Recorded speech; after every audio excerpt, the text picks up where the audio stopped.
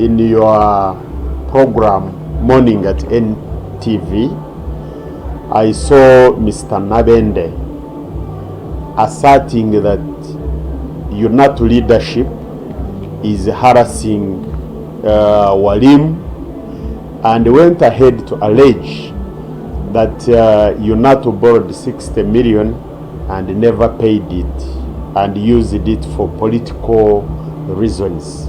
And he was alleging that our national chairperson, Tumuhimbi Zadok, and the general secretary then in 2017 are the ones who borrowed and never paid.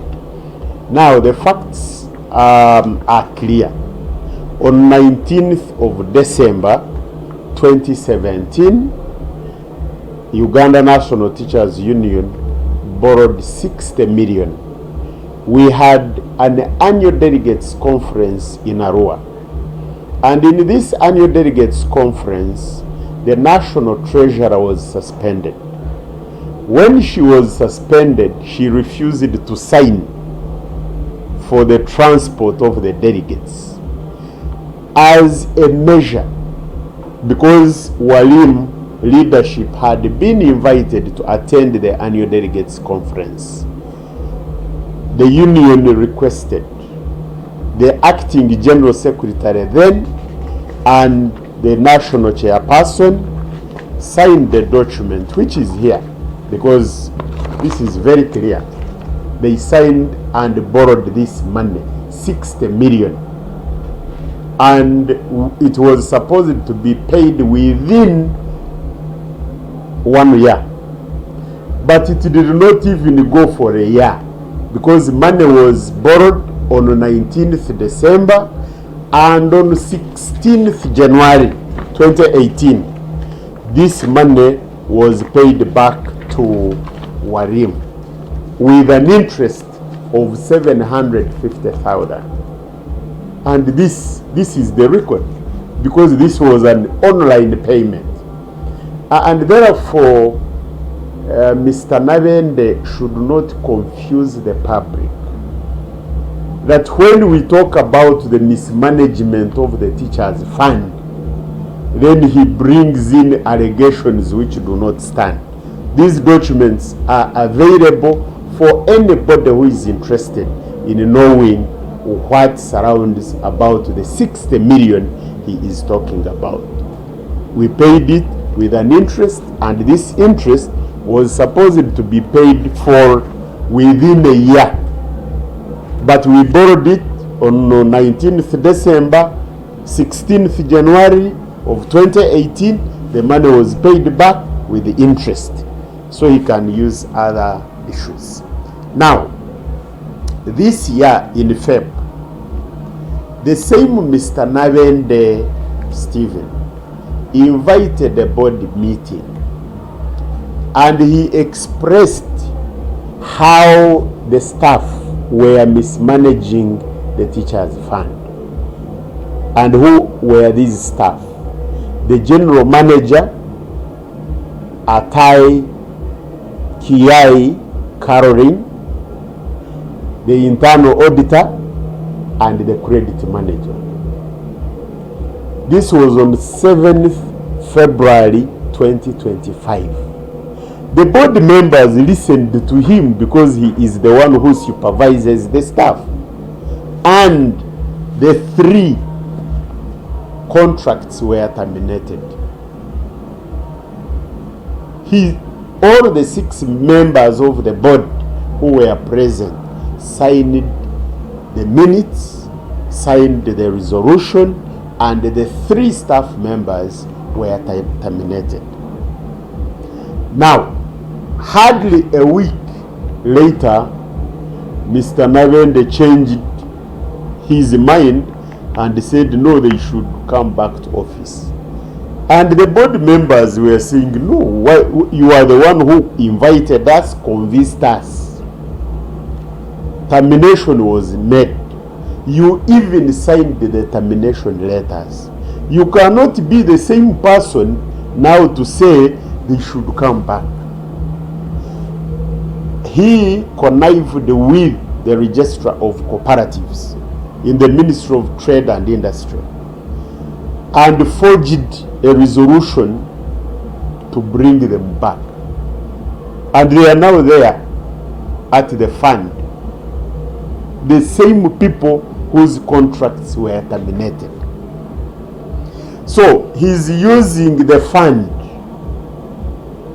to go bribing everywhere, because I wouldn't imagine a sane registrar of cooperatives to get resolutions of the board, and then within a week the same registrar gets another resolution without an annual general meeting, and yet he is the one who supervises the cooperatives, and then bring in another set of board members. And therefore, that brings the idea that these people are only using this money to bribe their way everywhere. Now, as an institution, we have reported these cases. We wrote to the Ministry of Education and Sports, the permanent secretary, raising all these issues. The general manager whose contract was terminated had created her own channel of taking money from Walimu, the TESO microfinance. She registered it as a director. Later on, she put her biological sister to be the director and the account signatory. This TESO microfinance deducts money on behalf of Walimu, and yet Walimu has 2 codes for recovery of the money. And all the money that is deducted under TESO microfinance has never been reported under Walimu Cooperative Union Limited. And therefore, we put this to the attention of the Ministry of Education and Sports, because Walimu Cooperative Union is a fund manager, and the Ministry of Education and Sports is supposed to receive accountabilities of the money. Now, when we wrote, the permanent secretary wrote to the general manager of Walimu Cooperative Union Limited and said she is not going to release the 7.9 billion which was in the Ministry of Finance before an audit into the accounts, the governance and the management of Walimu affairs. Unfortunately, before the audit was made, the ministry went ahead and released the 7.9 in June. Now, this money which was meant to support the teachers is being shared by very few people. And therefore, we have gone to the IGG, we have written to the Anti-Corruption Unit, we have written to the CID Directorate to look into these issues. We are waiting to see what the IGG will come up with. But the investigations are taking a lot of time, because when you blow the whistle that there is something wrong taking place, the investigative bodies should take quick action to save the situation. Otherwise, if they alert you that money is being misused, and then you take your time going round and round, it simply means all the money will be finished. And therefore, this should be put to the attention of His Excellency the President, that the money he gave the teachers are not benefiting from this money as it should have been, because this money was supposed to be revolving through the SACCOs and coming to the individual teachers through the SACCOs. Now, they are giving whoever they come across because they want to justify. They are inviting the district leaders. I am told even in Jinja they have started registering borders. And therefore, I heard him say that UNATU is insisting that money should go to UNATU members.